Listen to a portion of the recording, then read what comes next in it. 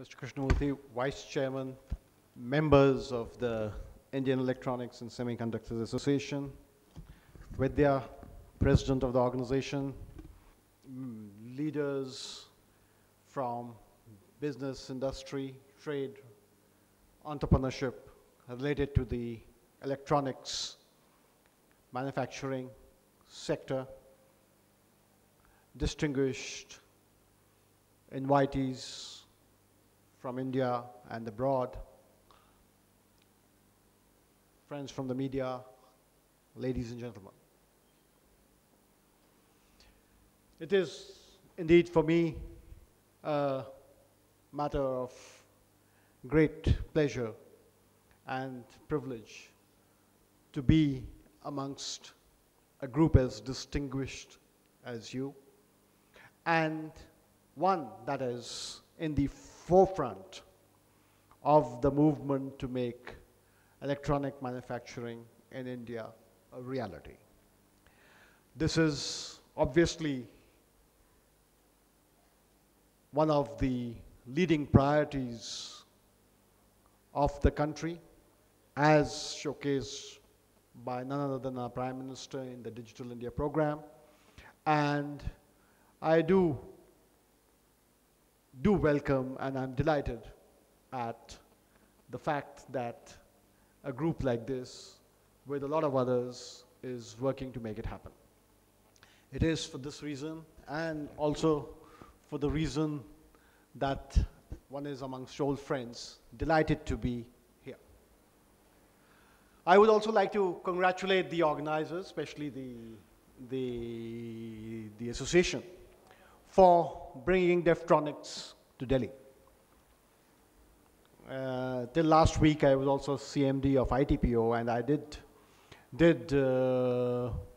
we were looking at the way organizers of Electronica and other exhibitions were working up, and we thought that this is a niche, which is a very important niche, and perhaps by addressing it up front, you've done a great service to the ecosystem, to the business, and I'm sure to all stakeholders in this area. I don't have to tell you that defense, or rather electronics manufacturing, is an area whose time has come. Because of the priorities of government, because of the market, and for various reasons, this is a sector which is waiting to explode. All of us know that the Indian defense market is about $18 to $20 billion annually. We've been importing about 17 billion. We've imported $17 billion of defense products in the last 5 years. And of the $18 billion market, a good 30%, almost $5 billion is related to defense electronics, which is the area where most of you are making contributions and have a potential and opportunity to make contributions. Also the fact that there is growth. Unfortunately, defense equipment is an area where growth will be, unfortunately I say for other reasons, but there's an area where there will be growth. It's bound to sustain, looking at the geopolitical realities in this part of the world. And I'm sure it will be a sunrise area for investment, for manufacturing, and for exports even. Obviously, the kind of technology and the kind of quality that is required in defense equipment, there will always be room for imports. So we are not talking of an indigenous defense production system. But any country, and certainly India, would like that as much as possible of it, as much as possible of its requirements are manufactured here. In addition, we are running a very ambitious Make in India program, which through manufacturing seeks to provide jobs for 12 million people 12 million additional people who are coming into the job market every year, year after year in India.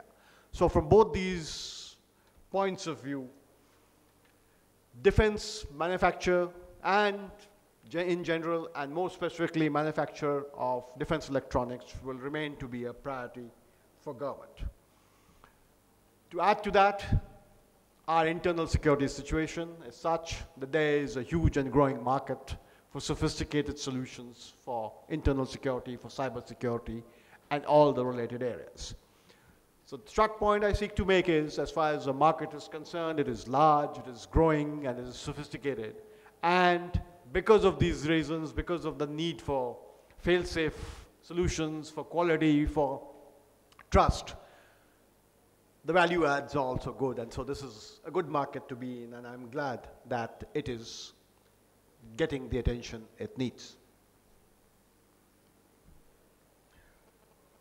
Let me just share with you a few elements which relate to policy, which would perhaps help in improving the Indian ecosystem as far as defense manufacture is concerned. All of us are aware that the government has increased FDI to 49%. So there is an opportunity getting more than screwdriver technology. We can attract, hopefully, technology, joint ventures, and partnerships in areas which are even in the frontier spaces of technology. Not only that, there have been improvements in the defense offsets policy. The latest version of 2015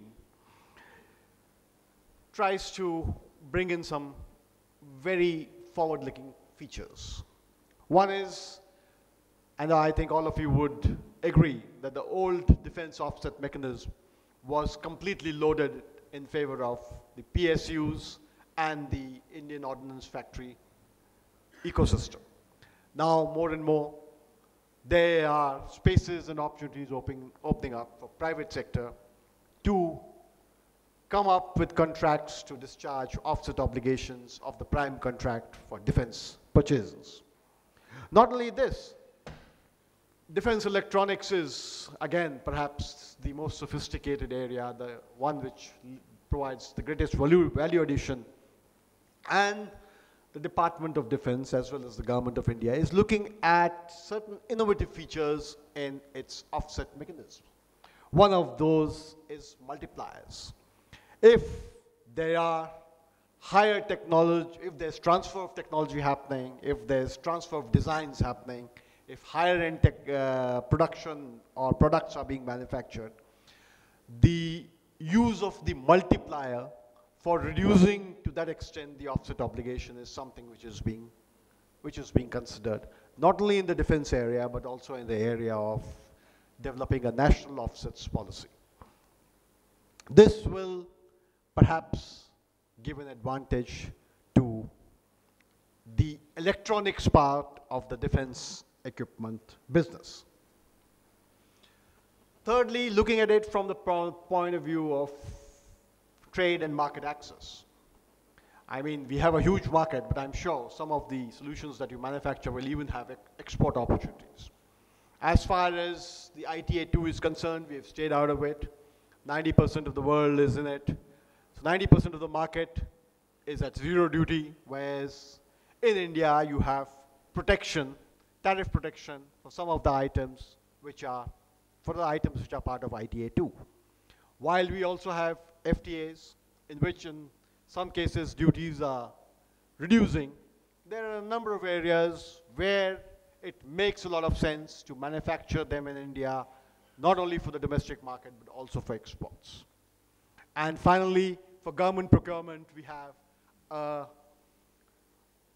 preferential market access policy, the PMA, which gives preference to domestically manufactured products, and this is applicable even to the